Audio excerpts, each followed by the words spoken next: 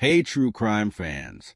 If you're into jaw-dropping stories about love gone wrong, twisted online romances, and shocking crimes that happen behind closed doors, you're in the right place. Hit that subscribe button and join us for new chilling true crime documentaries every single day. Trust me, you won't want to miss what's coming next. Let's dive in. She said she was heading home, but she never made it. That night, she met a man she barely knew. Someone she thought was just being friendly. By morning, she was gone. And when they finally found her, almost nothing was left. What began as a night out ended as every mother's worst nightmare. It was Thursday, December 3rd, 2009. Rebecca Koster had plans. Like many young people looking to unwind after a long week, she was 24 years old, a home health aide by day, always looking out for others. But that night, she was taking time for herself. She met up with her boyfriend earlier in the evening. They had been dating on and off, nothing serious, just a young relationship still finding its rhythm. Later that night, they parted ways. Rebecca headed to Butcher Boy's Bar in Centerich, Long Island, a casual, local spot she'd been before. It wasn't far from her home in Medford. She knew the area. She knew the crowd. It felt familiar. It felt safe. CCTV footage from inside the bar would later capture Rebecca in high spirits, laughing, relaxed, comfortable. She wasn't alone. In the grainy footage, you can see her talking with a man she didn't arrive with. They stand near the bar. They lean in. They talk closely. To anyone watching, it looked like a casual conversation between two strangers getting acquainted. And that's exactly what it was. His name was Evans Ganthier. He was 30 years old. He lived in nearby courtroom. No one at the time thought anything of it. Just a man and a woman talking in a bar. But as investigators would later learn, that short encounter was not just a moment in passing. It would become the turning point in Rebecca's life. They seemed like strangers, and they were. But something about him drew her in. He didn't cause a scene. He wasn't loud or aggressive. He appeared calm, approachable, maybe even charming. There was nothing outwardly alarming about him. No raised voices, no red flags, no warnings. It was just small talk, maybe a drink, a shared laugh, or a friendly smile. But behind that casual conversation was something dark, something silent, and something waiting. Rebecca left the bar not long after. Witnesses later said she seemed fine. Nothing about her behavior stood out. She said goodbye. She walked out of the bar and stepped into the cold night air. That would be the last time anyone ever saw her alive. It was nearly 3:30 in the morning when Rebecca Koster sent her final text message. Just 5 simple words. I'm home. It was a message meant to ease her mother's mind. A brief note to say she was safe, but the truth was far more unsettling. Hours passed. The sun rose, and life began to stir again. Rebecca's mother, Barbara, returned home that morning after a night shift. As she entered the house, she expected to find Rebecca asleep, maybe in her room, maybe on the couch. But the house was quiet, too quiet. She called out her daughter's name. No answer. Checked her bedroom. Untouched. No signs of movement. Her coat still on the hook. Her shoes where she left them. Even her purse sat neatly on the dresser. It was like she had never come home. Rebecca's car was still parked outside, exactly where it had been the night before. But there was no sign of her anywhere. Her bed unslept in. No dishes in the sink. No sign of a late-night snack. Nothing. Just silence. Barbara tried calling her. Once. Twice. 3 times. No answer. Just voicemail. She tried texting. Are you okay? No response. Then she noticed something even more chilling. Rebecca's phone wasn't just silent. It was powered off. That wasn't like her. Not even a little. Rebecca was known to be responsive. If she was out, she'd text. If she needed space, she'd say so. But now, nothing. Just stillness. Barbara waited. Another hour, then another. Still no contact. Still no Rebecca. It wasn't like her to disappear without a word, and Barbara knew her daughter well enough to know something was wrong. By mid-morning, Barbara could no longer wait. She called the Suffolk County Police Department and reported Rebecca missing.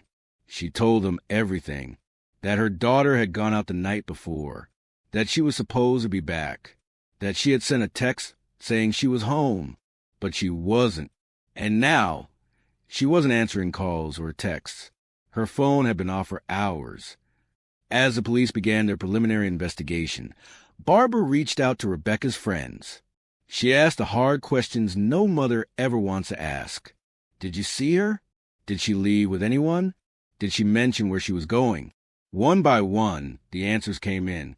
No. No one had seen her since she left the bar. No one had heard from her after 3:30 a.m. The hours dragged on. With each passing minute, Barbara's anxiety deepened. She clung to hope. Maybe Rebecca was just resting somewhere. Maybe her phone had died. Maybe she had gone to a friend's house and forgot to check in.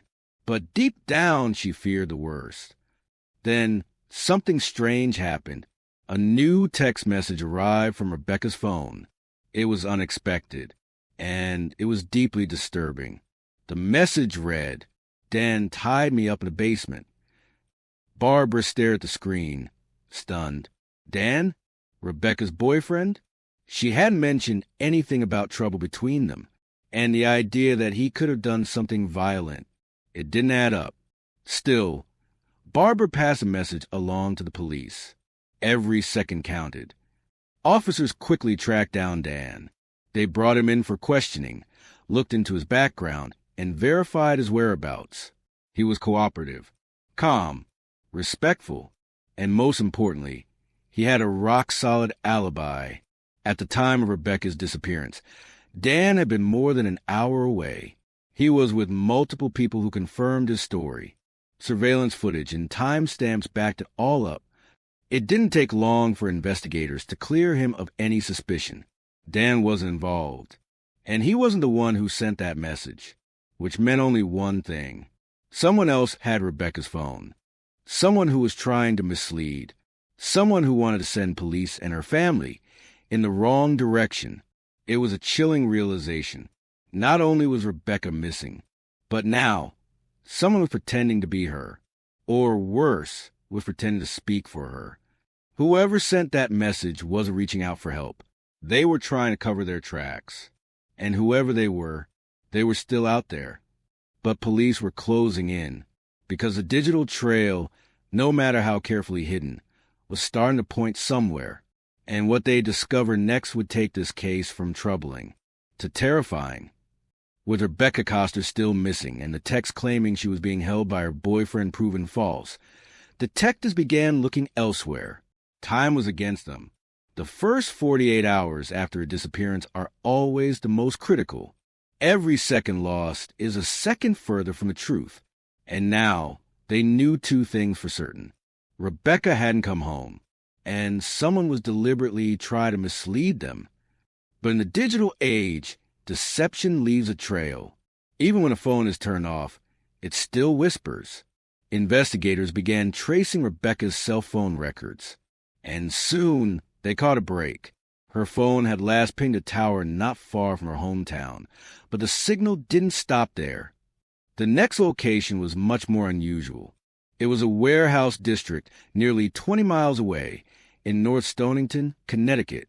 It was an isolated area, quiet, industrial, and mostly deserted at night. A place where few people would be expected to go, and a place where someone could easily disappear. To the police, this wasn't just a random ping. It was a signal, a movement, proof that her phone, if not Rebecca herself, had been taken far from home. It raised more questions than it answered. Why there? What connection did she have to that area? And most importantly, who took her there? As police continued their analysis, more texts began to surface, each one sent from Rebecca's phone. But these didn't sound like her. They were strange, out of character. Short, erratic. One of them said, "I'm with Dan. Don't know where I am." Another simply read, "Help." But when Barbara read them, something fell off. Rebecca's mother knew how her daughter spoke. Her tone, her phrasing, her punctuation. These weren't her words. They didn't feel like Rebecca. And they didn't feel like someone crying out for help. They felt calculated, cold, artificial. It was almost as if someone was typing what they thought a victim might say. But they didn't know Rebecca well enough to get it right. Or maybe they didn't care. The texts weren't meant to rescue her. They were meant to distract the people looking. Each message added more confusion. But together, they revealed a chilling pattern, a web of manipulation, an attempt to redirect the investigation, to buy time, to send police in the wrong direction while something darker was happening behind the scenes. Officers began mapping the phone's movement from the time Rebecca was last seen, from the bar to the edge of her hometown, then out to that lonely warehouse area. Then nothing. No further pings. No GPS. No messages. Just silence. But in that silence, investigators heard the truth, the kind that isn't spoken, but understood. Someone else had Rebecca's phone, and they weren't using it to help her. They were using it to cover their tracks. And now the investigation would shift from searching for a missing person to hunting for the person who was trying to erase her. By now, the investigation into Rebecca Koster's disappearance had entered a critical phase. Her phone had gone silent. The misleading text had raised suspicions, and the last known signal from her device had led investigators to a quiet, industrial area more than 20 miles away, one with no known connection to her. Detectives were certain of one thing. This was not just a missing person case. It was something more. With no confirmed sightings, no new messages, and no movement, investigators turned to the last place Rebecca had been seen alive. The bar, Butcher Boys in Centerich. It was there, under the soft glow of overhead lights and the hum of late-night conversations, that she had shared a brief interaction with a man, someone she didn't know before that night, someone no one else could immediately identify. Detectives pulled surveillance footage from the bar, rewinding the grainy footage minute by minute. There, near the counter, they spotted her, Rebecca, smiling, relaxed, casually talking to a man in a dark jacket. He wasn't someone she'd arrived with, and he didn't appear to be part of any group she knew. He was just there. The footage was time-stamped. Investigators noted the time and followed him as he moved toward the exit. Moments later, Rebecca followed. Outside the bar, more cameras caught them walking across the lot. She wasn't forced. There was no struggle. It looked casual, even friendly. They spoke. She nodded, and then they disappeared into the dark. Using enhanced footage, police were able to make out the man's car. The license plate was partially visible, but just clear enough. They ran it through the database. The car was registered to a man named Evans Ganthier, 30 years old, from Courtroom, Long Island, a name that, until that moment, hadn't come up in the investigation. But now he was their only lead. Detectives dug deeper. They visited his residence, knocked on his door. He wasn't home, but what they found nearby would set the investigation on a new course. In a trash bin outside, investigators discovered discarded items that raised immediate red flags.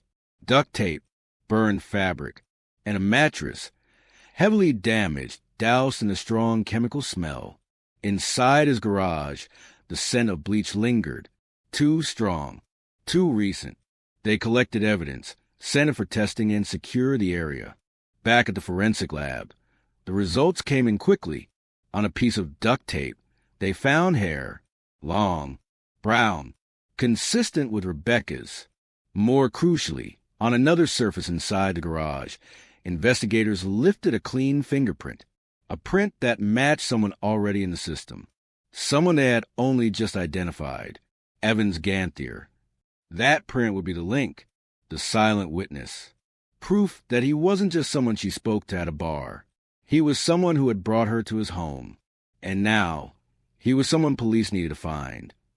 Detectives issued an alert. A search warrant was drawn up, and a manhunt began. The once unknown figure from the bar footage was now the prime suspect in a missing persons case, one that was beginning to take a very dark turn. He had met her once, and then tried to erase her from the earth. It had now been several days since Rebecca Koster was last seen. Her phone was dark, her home undisturbed, and the man last seen with her, Evans Ganthier, was suddenly nowhere to be found. But investigators were closing in, and soon the search would come to a tragic and irreversible end. Roughly 20 miles from where Rebecca was last seen, deep into the quiet woods of North Stonington, Connecticut, off a dirt road mostly used by trucks and the occasional hiker, local authorities were called to investigate a suspicious scene. There, hidden in a remote and wooded area, something had caught the eye of a passerby. The scent, the ash, the unnatural silence. What they found was devastating. The remains were heavily burned, scattered among scorched debris. There were no clothes, no personal belongings, no wallet, no purse, not even shoes. Every trace of identity had been stripped away. Whoever had done this had tried to make sure this person would never be known. But the location spoke volumes. This wasn't an accident. It was chosen, secluded, hidden from view, the kind of place you only find if you're looking to hide something. Crime scene investigators moved carefully. They photographed, collected samples, bagged what little remained, and sent it to the medical examiner. Even in its condition, the evidence spoke quietly but clearly. There were signs of violence before the fire. Signs that this had not been a case of someone disappearing by choice. This had been something else. Forensic examination confirmed it. There were multiple sharp force injuries, deliberate, targeted, each one inflicted before the fire ever began. In addition, efforts had been made to obscure any identifying marks. Every visible tattoo had been altered or removed. Every facial feature rendered unrecognizable. It was brutal, intentional, calculated. Whoever did this didn't just want to end a life. They wanted to erase it. Authorities kept working. They needed confirmation. And in the end, it came down to one small, fragile part that had survived the fire. Her jawbone. It was enough. Dental records from Rebecca Koster's medical file were brought in. They matched. There was no longer any doubt. The person found in that wooded area of North Stonington was Rebecca. She had been discovered, but not rescued and not returned. The silence her mother had feared was now final. Police prepared to inform the family. A knock on the door. A conversation no parent should ever hear. And somewhere still moving freely was the man they believed responsible. He hadn't just taken her life. He had tried to take her identity, to turn her into no one, to make her disappear completely. But he had failed, because even after everything he tried to destroy, one thing had remained. Her name, her story, and her voice would not be silenced. Only her dental records remained intact. As soon as forensic teams confirmed the identity of the remains in North Stonington, the case shifted from a disappearance to a homicide, and investigators didn't have to look far for their prime suspect. They had already connected the dots. Bar surveillance, phone pings, a fingerprint in his garage. The same man last seen with Rebecca Koster, Evans Ganthier. On December 9th, 2009, just days after Rebecca vanished, Evans was located and brought into custody. He didn't resist. He didn't run. But what he said during questioning shocked even experienced detectives. In a calm and collected tone, Evans told investigators that Rebecca had died during what he described as a consensual encounter. He claimed it was sudden, unexpected, a moment of panic, not violence. His words, "She died during sex. I panicked." But from the very beginning, no one believed him. Detectives knew the difference between a panicked mistake and a calculated cover-up. They had seen the scene in North Stonington. They had examined the remains. And nothing about it suggested panic. It suggested planning, preparation, deliberate attempts to erase identity, obstruct discovery, and destroy evidence. In his statement, Evans offered no clear explanation for why Rebecca had ended up more than 20 miles from where they were last seen. No answer for why her body had been burned. No answer for why every unique marker, every tattoo, every feature that could have identified her had been tampered with. And perhaps most chilling of all, no real expression of remorse. Experts who reviewed the case would later describe the crime as disturbingly methodical. One said plainly, this wasn't someone panicking. This was someone who didn't want her ever to be found. Not as Rebecca. Not as anyone. Police noted how calm Evans remained. How certain he seemed that his version of events would be believed. As if claiming an accident would somehow excuse what followed. But his words couldn't cover up the facts. Because the fire had not been a moment of fear. It had been a strategy. And every move he made after that night, every lie, every message, every item destroyed was part of a pattern of control, manipulation, and concealment.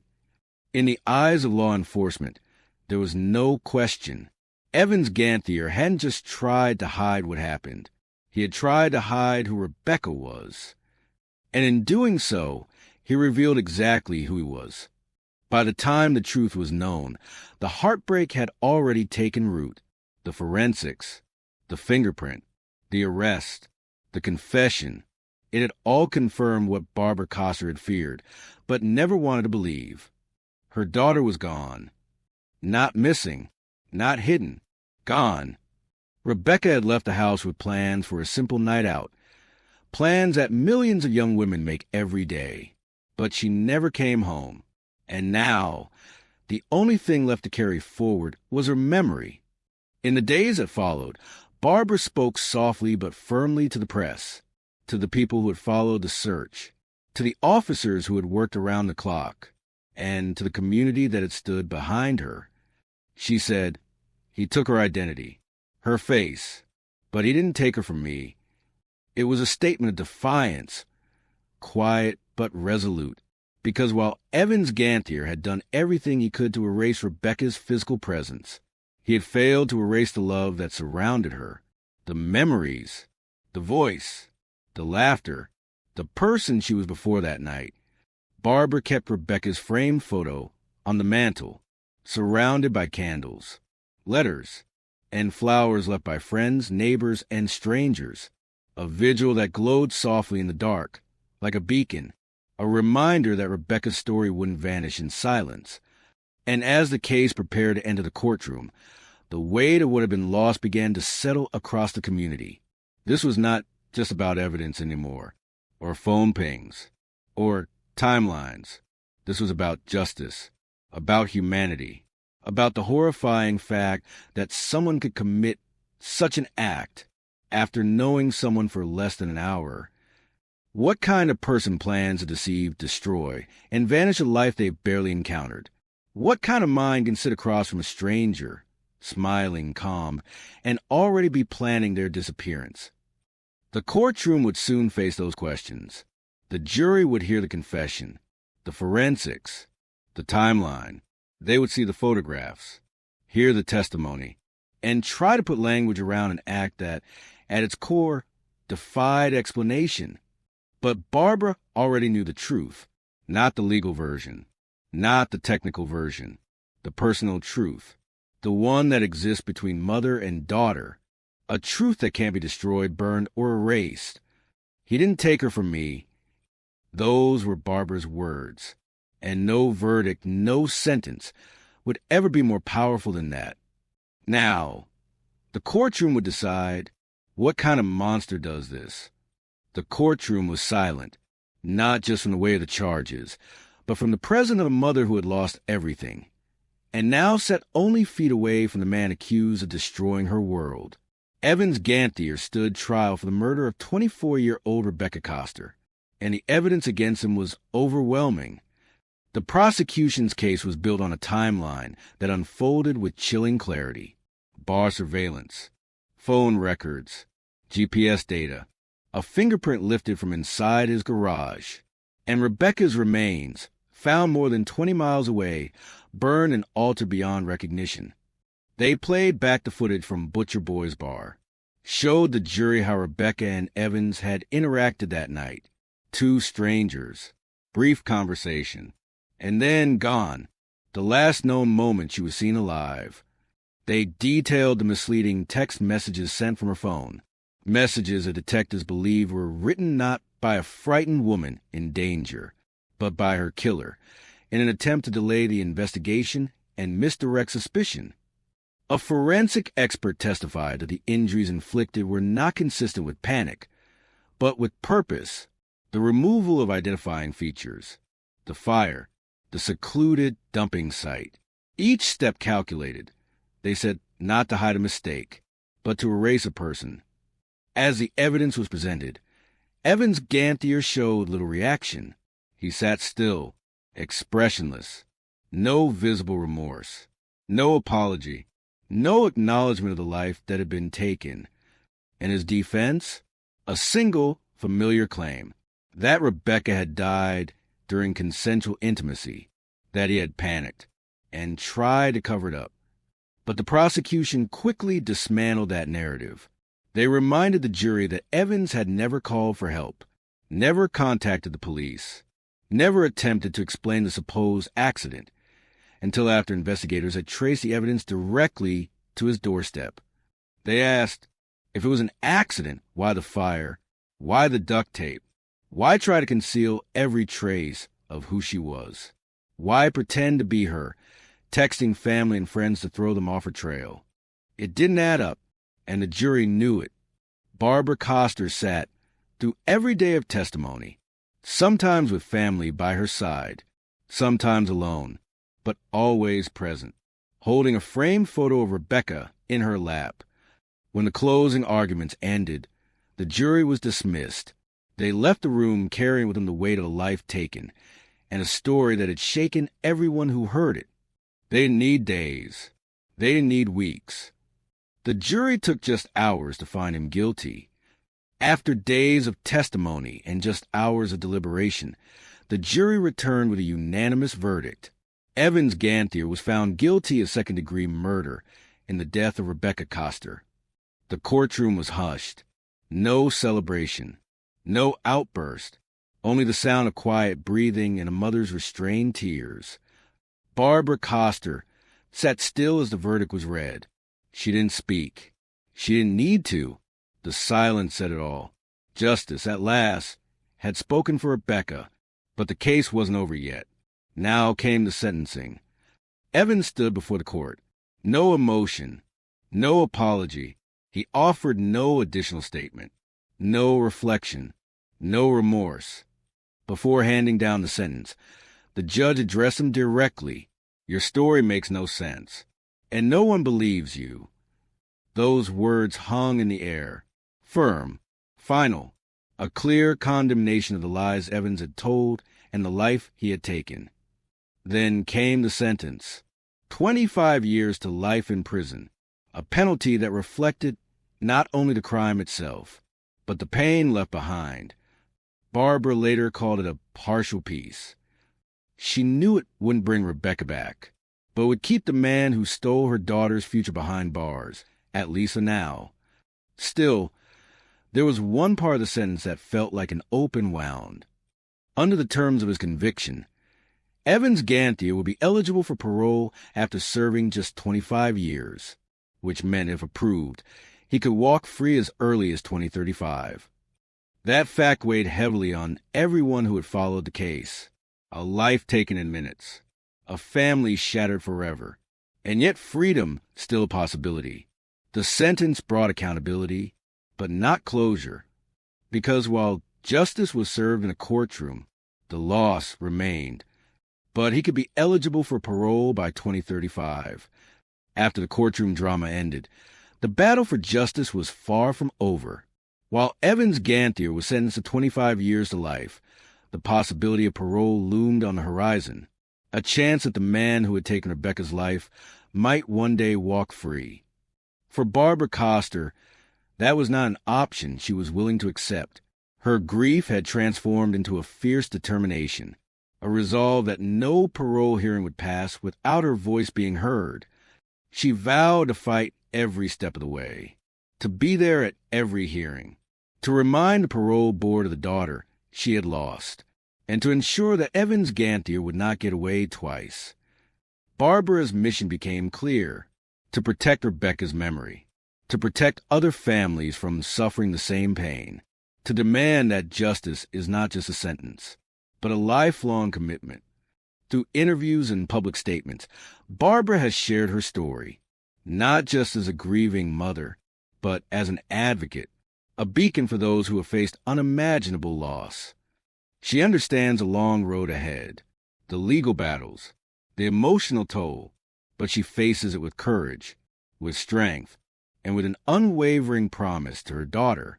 "I'll be there," she said, "every hearing. He won't get away twice." Her words echo not just in courtrooms, but in the hearts of everyone who follows this story. Because while the past cannot be changed, the future still holds the power for justice and protection. Barbara's fight is far from over, and as long as she stands, Rebecca's legacy will live on.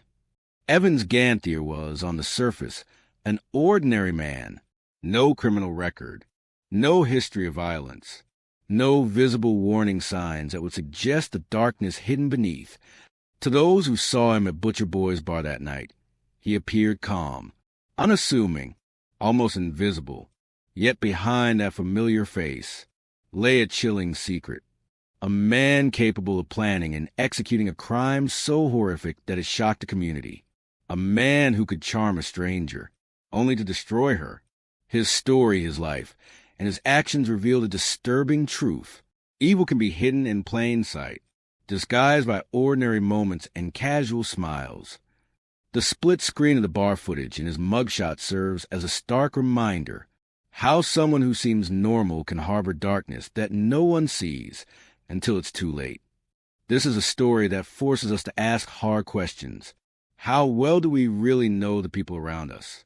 And how do we protect ourselves from the hidden dangers lurking just beneath the surface? For Rebecca Koster, that hidden darkness was deadly.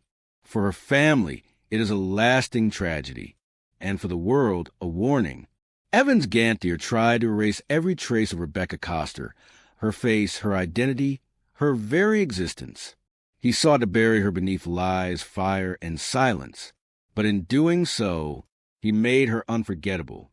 Because some stories cannot be burned away, some voices cannot be silenced, and some lives leave marks deeper than any attempt at destruction. Rebecca was more than a victim. She was a daughter, a friend, a bright light taken far too soon. Her laughter, her hopes, her dreams still echo in the hearts of those who loved her. Her story reminds us all of the fragility of trust and the power of memory. Though darkness tried to claim her, the light of her life continues to shine, a beacon for those lost in the shadows, a call for justice, and a promise that she will never be forgotten. This is Rebecca Koster's story, a story of tragedy, of loss, but also of resilience. And in the end, that is what remains. Imagine for a moment, what would you have done if those texts came through your daughter's phone? The messages that said she was safe, when in reality, she was in danger. Would you have believed them, or sensed a lie beneath? And now, after hearing everything, do you believe Evans Ganthier planned this from the start? Or was it a moment of madness? A tragic mistake gone horribly wrong? We want to hear your thoughts, your questions, your theories. Tell us in the comments below. Join the conversation, and help keep Rebecca's story alive. If you found this story gripping, and if you want to uncover more real-life cases that are stranger and darker than fiction, subscribe to the channel. Because every story matters, every voice deserves to be heard, and every truth deserves justice.